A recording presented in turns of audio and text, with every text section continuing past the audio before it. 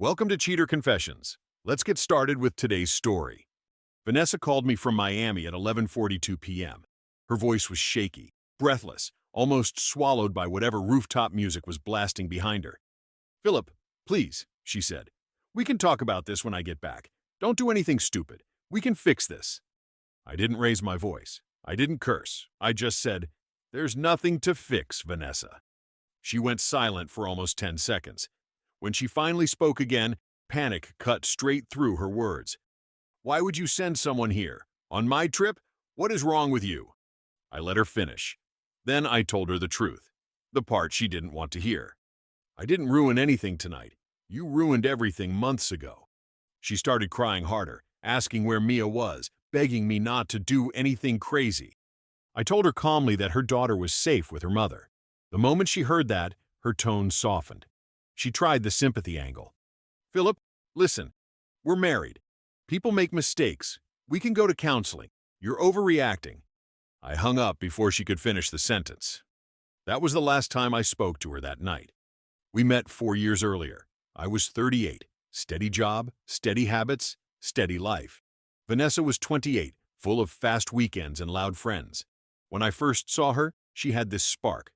Bright, a little wild, like her life was on fast forward and she wasn't slowing down for anyone. But she slowed down for me. At least, that's what she said. She told me she was tired of clubs, tired of late nights, tired of meaningless dating. She wanted to start clean. She wanted a real relationship.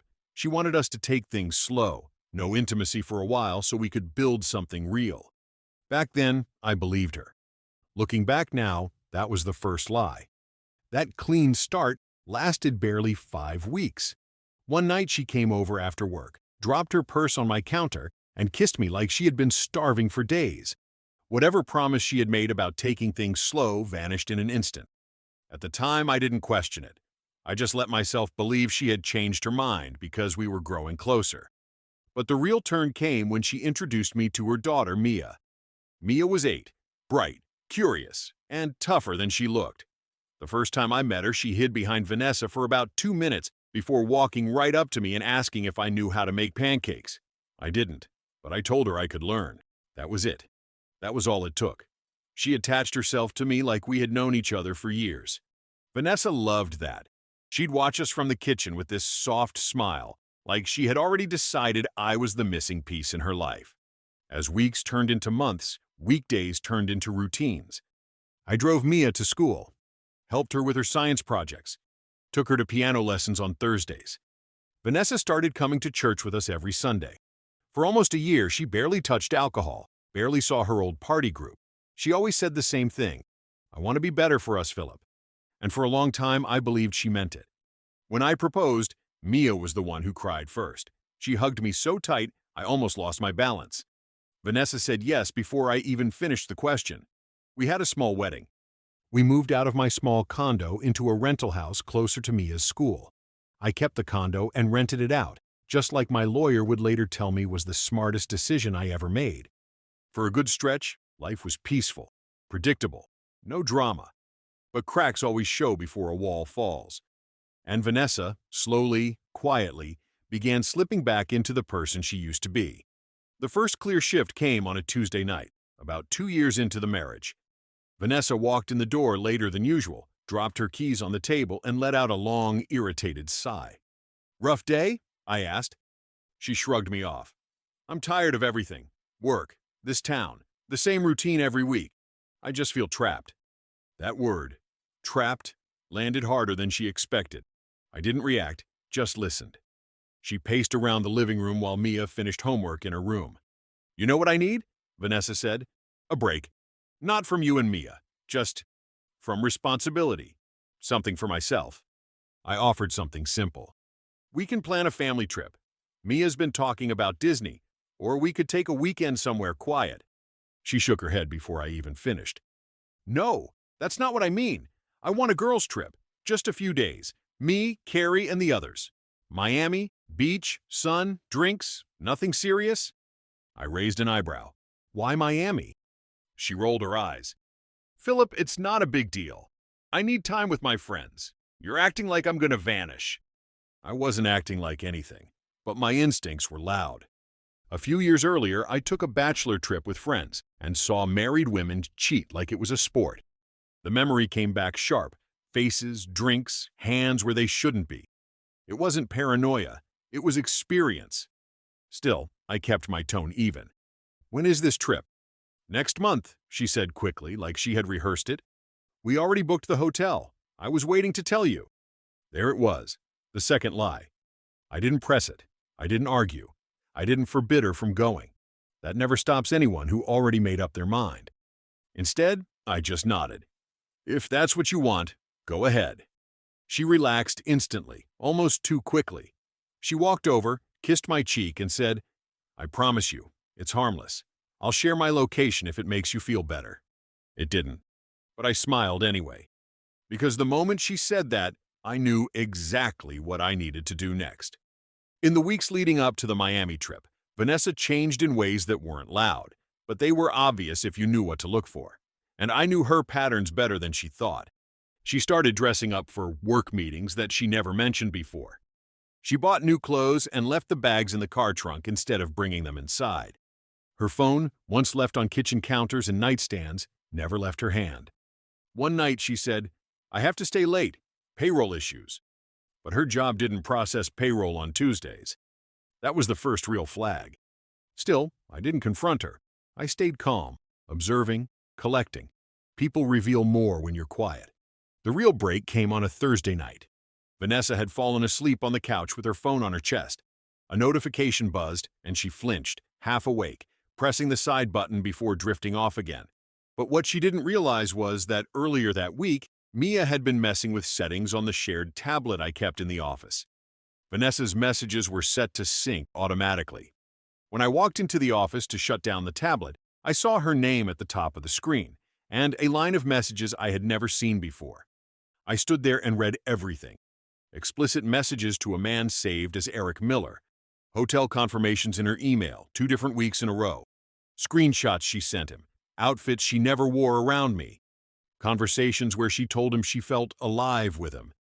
Messages about quick meetups while Mia was at school and I was at work. It wasn't one mistake. It wasn't confusion. It was routine. I didn't slam anything. I didn't wake her up. I didn't even touch my phone. I just sat down at the desk, opened a hidden folder on the tablet, and started saving screenshots, dates, photos, timestamps, everything I would need later.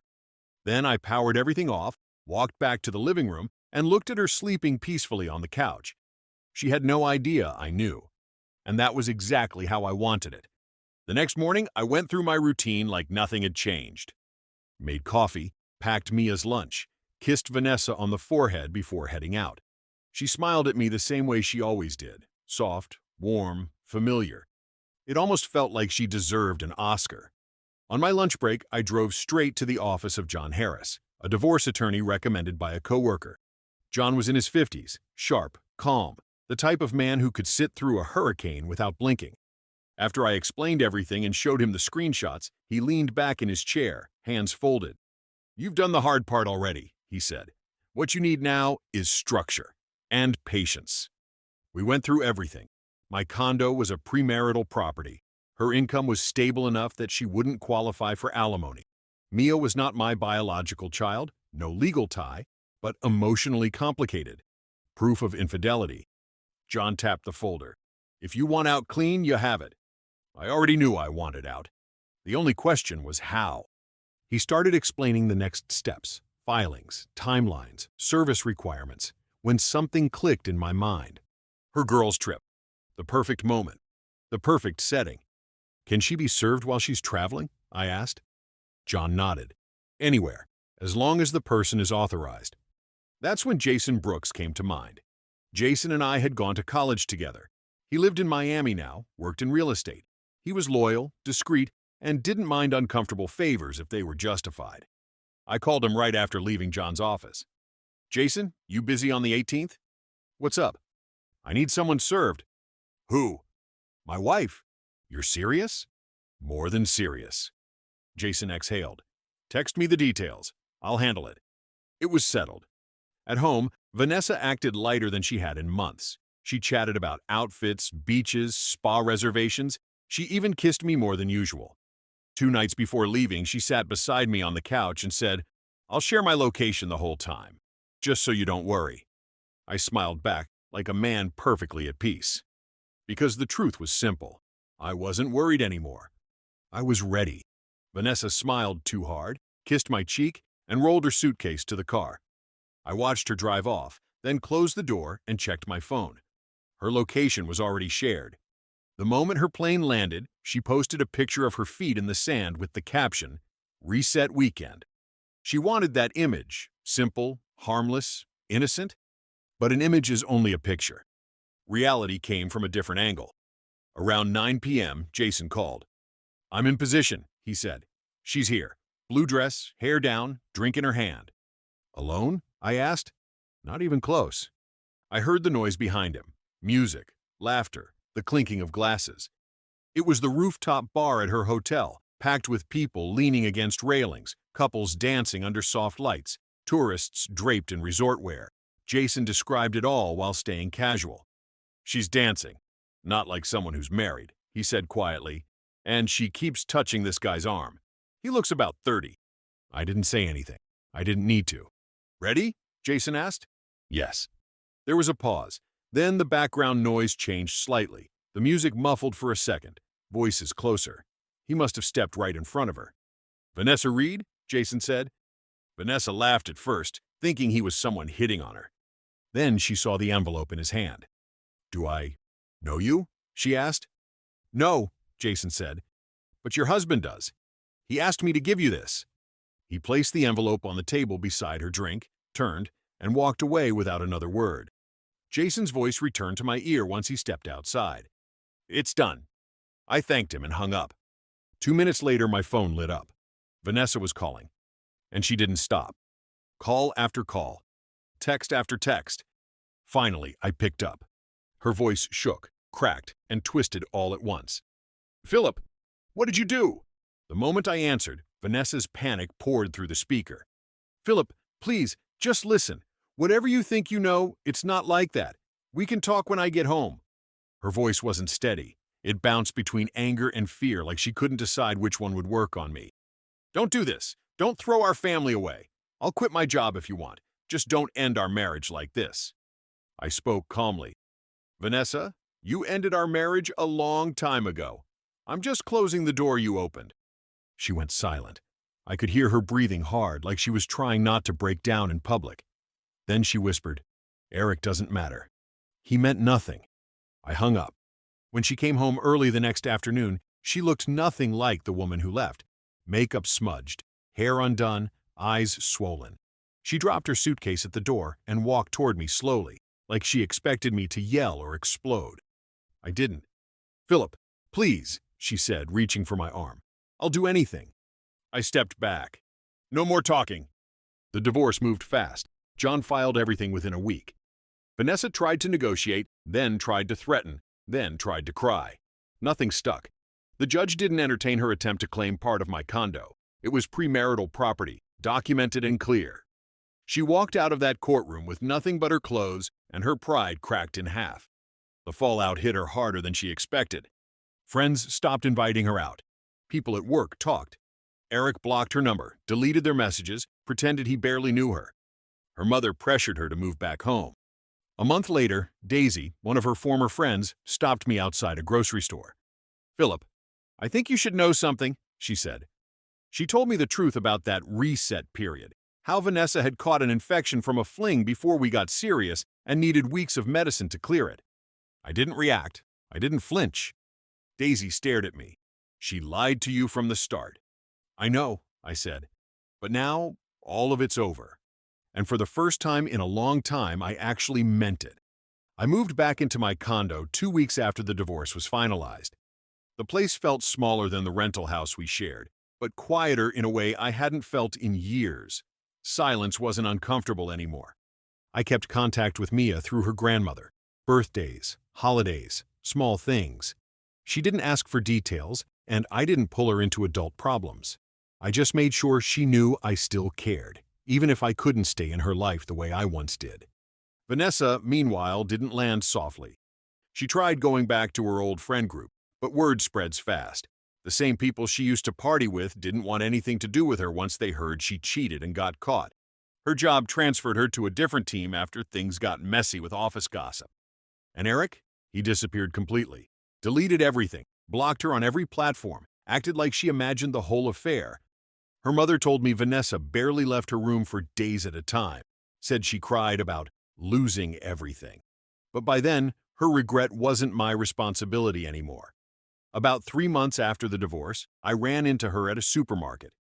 She was in sweatpants, holding a shopping basket, hair tied back, looking like life had hit her harder than she ever expected. She stepped into my path slowly. "Philip, can we talk?" I didn't stop walking, but I didn't ignore her either. "Say what you need to say."